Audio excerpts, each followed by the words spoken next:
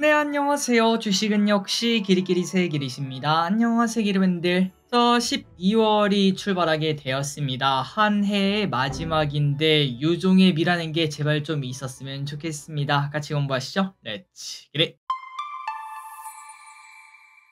첫 번째입니다. 일단 오늘 자율주행이 좋은 흐름을 나타내 줬어요. 자율주행 관련 소식이 뜨기 시작합니다. 일단 테슬라의 FSD V13 버전이 주말에 배포가 되었는데 지금까지 호평이 자자하다고 합니다. 참고로 이를 머스크는 순수 AI 주행이라고 이름을 붙였으며 보통 자율주행은 도로에 나간 다음에 이제 키지 않겠습니까? 그런데 이제는 주차 상태에서 FSD 버튼을 누르면은 그냥 쭉 가는 모든 게 다 자율주행이 되는 그 정도까지 왔다고 하네요. 하지만 이렇게 말로 한다고 느낌이 오지 않을 것 같습니다. 백문이 불여일견. 요즘 시대 정말 좋지 않겠습니까? 오늘 꼭 기르분들 시간 되실 때 테슬라 자율주행 영상을 한번 보시면 좋을 것 같습니다. 물론 지금 가시면 안 되고요.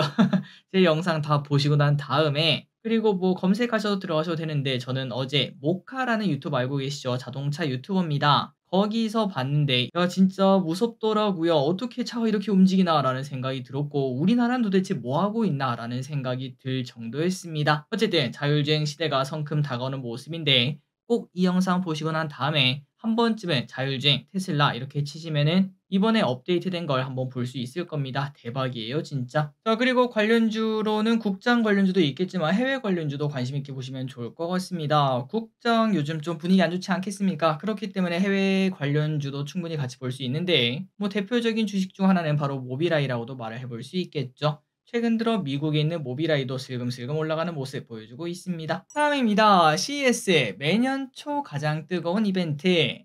CES에서 가장 주목받는 기술이 그 해의 주도 주식이다라는 말이 있습니다. 작년에 AI가 그랬고 올해는 온디바이스 AI가 그랬죠. 그렇다면 내년에는 뭐가 될까요? 일단 AI는 기본적으로 깔려 있습니다. 그리고 그 AI가 이제는 뭘 할 수 있는데 여기에 집중할 것으로 보이며 방금 머스크가 자율주행도 이제는 AI 자율주행이다라고 말을 했죠. 그래서 자율주행 빼놓을 수 없고요. 당연히 이어서 로봇 빼놓을 수 없고요. 마지막으로 XR 또한 관심을 받을 것으로 보입니다. 그리고 드론 또 자율주행이니 뭐니 이런 얘기가 또 나타나지 않겠습니까? 전쟁 때문에 드론에 대한 중요성이 훨씬 더 높아지고 있는 이 와중에 드론도 주목을 받을 수 있다고 합니다. 과연 어떤 주식이 지금부터 내년 2월 정도까지 주목을 받으면서 쭉쭉쭉 올라갈 수 있을까요? 계속 지켜보도록 할게요. 다음입니다. 코인 과세 2년 유예합니다. 저는 이 소식을 듣자마자 이제 민주당 쪽에서는 상법 개정에 올인하는구나 라는 생각이 들었습니다. 뭔가 민주당 쪽에서 금투세도 그랬고 코인 과세도 그랬고 물러나는 모습이 나타났죠. 그런데 이게 과연 세 번은 물러날까라는 생각이 좀 들더라고요. 어쨌든 뭔 소린가 봤더니 바로 코인 과세가 유예가 되었습니다. 5천만 원까지 공제해주고 시행하겠다 이제 이런 얘기도 있었는데 그런데 결국 2년을 유예한다라는 결정이 나왔고요. 그러다 보니까 오늘 우리나라 코인 거래 관련주도 좋은 흐름을 나타냈습니다. 이때까지 코인 오를 동안 이러한 과세 때문에 쉬어갔는데 오늘 오랜만에 상승하는 모습이 나타났죠. 그리고 또 지난주에는 트럼프가 호재 소식을 하나 또 물어다 주지 않았겠습니까? 그런 것들의 시너지가 조금 보인 하루였는데 장 초반에 급등하더니 마지막에는 좀 미끄러지는 모습도 나타내고 있습니다. 어쨌든 코인 하시는 기르분들 내년에 세금 없다고 합니다. 내후년도 세금 없고요. 왕창 버는 2025년, 2026년 되시기 바랍니다. 다음입니다. 비트코인 내년까지 2배 간다. 뭔가 귀신 같은 모습을 보여주는 부자 아빠. 요즘 백전백승 같은 모습을 좀 보여주고 있어서 소름이 돋는데요. 이번에도 맞을 수 있을지 보도록 하겠습니다. 올해 중순까지만 하더라도 비트코인 제발 사라라고 말을 했던 이제 부자 아빠. 그런데 실제로 비트코인 엄청나게 많이 올랐고요. 그런데 최근에는 코인 10만 달러에 목매지 마라. 최근 들어 좀 많이 올라서 위험하다. 이렇게 경고를 했는데 실제로 한동안 코인이 조정받는 모습이 나타나기도 했었습니다. 그런데 이번에는 다시 내년까지 2배 뛴다라고 언급을 했다고 하네요. 물론 아직까지 조정이 끝나지는 않았다고 합니다. 최대 6만 달러까지 하락할 수 있는 가능성은 있지만 그런데 만약에 그렇게 하락한다면 무조건 매수 타이밍이고 내년에는 25만 달러, 지금보다 2배가 더 오를 수 있을 것으로 본다고 합니다. 과연 코인은 투더문이 가능할지, 그리고 혹시나 지금 코인을 안 하시는 분들도 정말 많지 않겠습니까?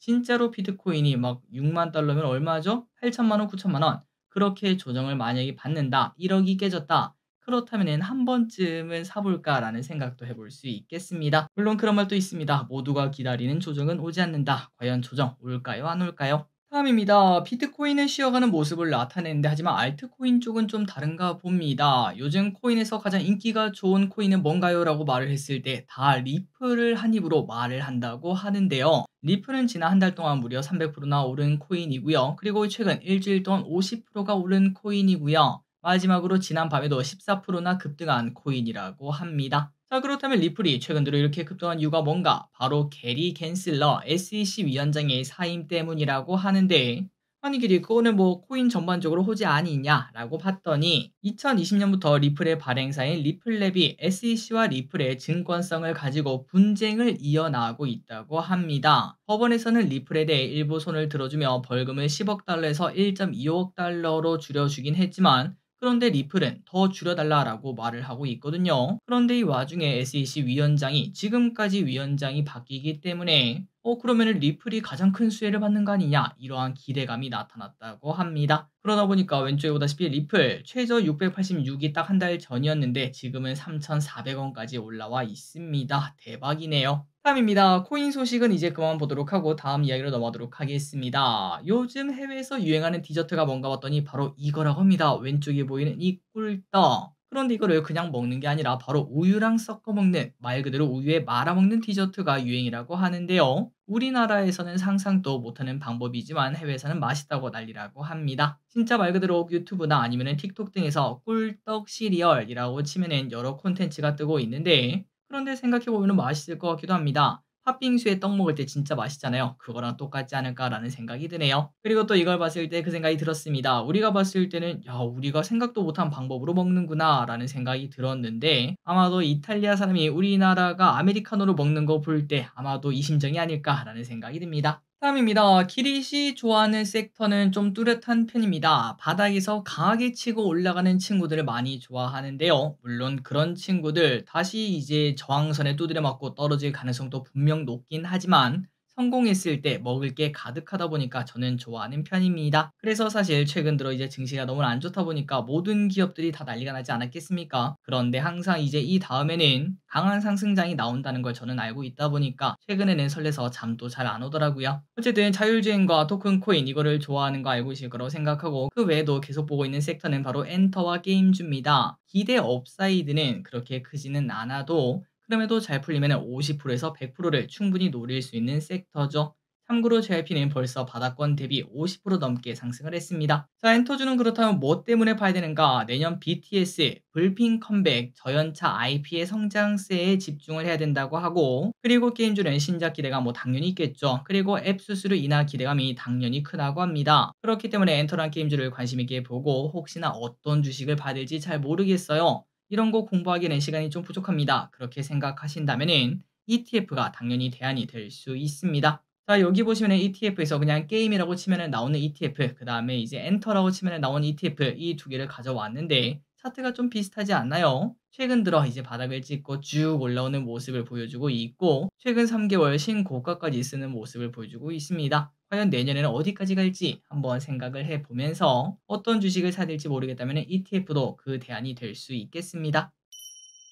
다음입니다. 엔터 관련 이야기 하나 더 보도록 하겠습니다. 로제의 아파트가 인기를 끌며 엔터주가 다시 주목을 받는 이때 JYP는 호실적을 발표하면서 오랜 부진을 끝내고 승승장구하고 있고요. 그런데 하이브는 최근 뉴진스의 탈퇴 이슈로 조금 하락세를 걷고 있는 모습이죠. 그런데 이 와중에 큐브엔터가 오늘 급등하는 모습이 나타났습니다. 그 이유가 뭔가? 당연히 불발될 거라고 생각했던 여자 아이들과의 재계약 소식이 나왔기 때문인데요. 얼마 전까지만 들어도 전소연의 계약 기간이 끝나면서 아이들이 해체한다, 이동한다 이러한 말이 많았는데, 그런데 뭐 급적 타결이 나왔나 봅니다. 재계약 소식이 나타나면서 오늘 아침에 급등했지만 일단 지금까지 봤을 때는 음봉, 거래량 터진 음봉으로 마무리가 되는 모습이 나타났습니다. 다음입니다. SMR 원전 소식을 보도록 하겠습니다. 꿋꿋하게 제 할 일을 하고 있는 원전, 좋은 소식이 계속되고 있어요. 미국 아마존이 미국 원전 운영사에 3.3억 달러를 지원한다는 소식이 나왔습니다. 그래서 두산 에너빌리티 등 우리나라 SMR 기업 수혜 기대감이 나온다고 하고, 그리고 한수원 사장이 오늘 미국 진출하겠다 이러한 이야기를 꺼냈다고 합니다. 이는 처음으로 미국 진출에 대한 구체적인 언급을 한 거라서 기대감이 나오고 있다고 합니다.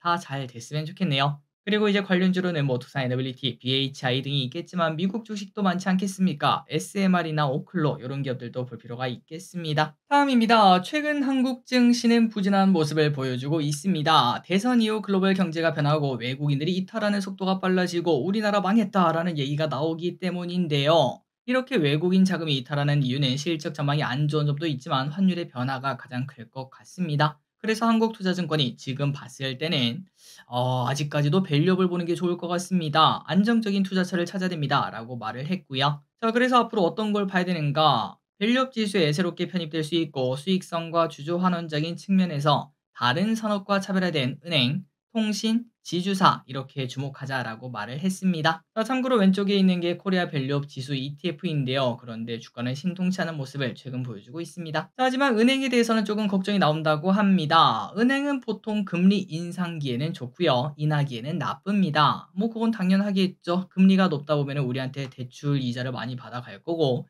금리가 낮으면 많이 못 받아가니까요. 그런데 이번에 깜짝 금리 인하가 나왔다 보니까 은행에 대한 기대감을 낮춰야 된다는 의견이 나왔는데요. 다만 하나투자증권이 봤을 때는 큰 걱정까지는 안 해도 된다. 은행의 순이익 변동성은 제한적이다. 이렇게 말을 했다고 합니다. 그러니까 이제 뭐 금리가 인하하면 은행주가 안 좋을 거다라고 생각하지만 아직까지는 큰 걱정하지 않아도 된다라고 생각을 한다는 건데 하지만 저 길이세 뭐 짧은 생각으로는 좀 다릅니다. 투자는 심리라고 보고 있고 올해 은행은 밸류 기대감으로 정말 좋은 흐름을 나타냈어요. 사실 어떤 주식을 산 거보다 거의 은행주만 사면은 상위 1%안이 아닐까라는 생각이 들 정도로 은행주가 매우 뜨거운 모습을 보여줬는데 하지만 밸류 기대감은 이제 또 연말이 지나면은 배당 기대감이 사라지면서 사라질 수도 있고 금리 인하가 혹시나 한 단계 더 빠르게 진행이 된다면은 우리나라 경제가 혹시나 더 안 좋다면은 은행이 버틸 수가 있을까라는 고민을 해볼 필요는 있겠습니다. 그렇기 때문에 만약에 곧 배당 준다고 은행을 사기에는 살짝은 무리일 수도 있다라는 생각이 들더라고요. 물론 이거는 저의 생각이니까 참고만 해보시기 바랍니다. 다음입니다. 자, 그렇다면 금리 인하기에는 호재가 되는 기업들도 당연히 존재하고 있겠죠. 그리고 실제로 미국에서 최근 미국 10년물 금리가 하락세를 보여주고 있으며 12월 금리 인하 가능성도 높아지고 있습니다. 그렇다면 당연히 성장주와 바이오는 호재라고도 말을 해볼 수 있겠죠. 그러다 보니까 오늘 알테오젠이 매우 중요한 곳에서 반등을 해줬습니다. 오늘 또 만약에 하락했다면 야 이거 떨어지는 칼날 된다 라는 얘기가 나왔을 텐데 그런데 오늘 강하게 반등을 해주는 모습. 그러다 보니까 이 라인이 바닥이길 한번 바라보고요. 30만 원 라인이겠죠. 이 와중에 네카오에서 카카오가 원래 카 쪽이 아니었겠습니까? 그리고 몇몇 기르분들은 네카오라고 말하면 화를 내셨습니다. 야 카카오 거기 왜 들어가냐? 네이버랑 따로 봐. 이렇게 말씀하셨지만 그런데 금리 인하 기대감 때문인지 카카오가 최근 좋은 흐름을 나타내고 있습니다. 그렇기 때문에 이제 앞으로도 금리가 인하될수록 이제 바이오나 성장주 이 친구들을 관심 있게 봐야 될 것 같은데요. 과연 12월에 실제로 미국 금리가 인하될지 이 부분도 관심 있게 봐야겠습니다. 참고로 카카오의 차트를 보면은 이제 120에선 원래는 이 라인을 뚫지 못했는데 그런데 어제 오늘 금요일과 월요일 이틀 연속 급등하면서 바닥권에서 강한 거래량을 보여주고 있습니다. 어디까지 올라갈 수 있을까요?